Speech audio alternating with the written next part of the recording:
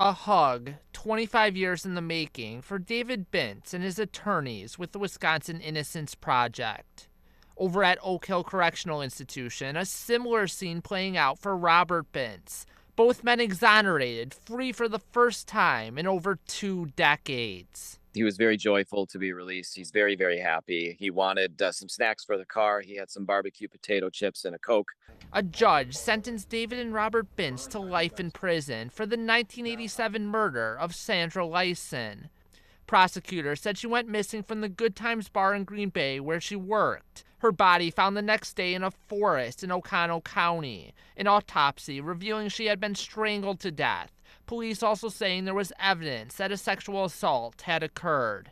According to court documents, prosecutors say there had been a dispute between the brothers and Lyson about how much she had charged them for beer, and that while serving time for a separate crime, David had confessed to the murder to a cellmate.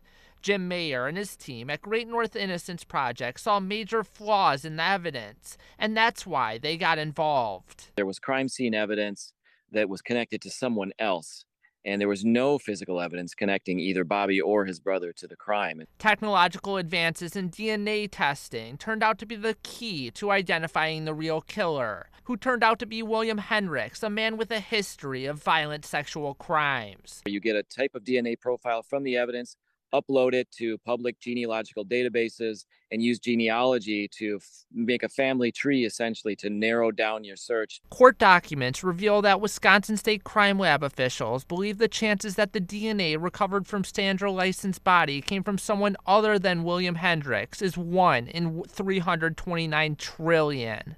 It all adds up to Robert and David Bintz being free men, exonerated after 25 years. It's indescribable, really. It's the best thing that could possibly happen to a lawyer, really. For Local 5 News, I'm Paul Stino.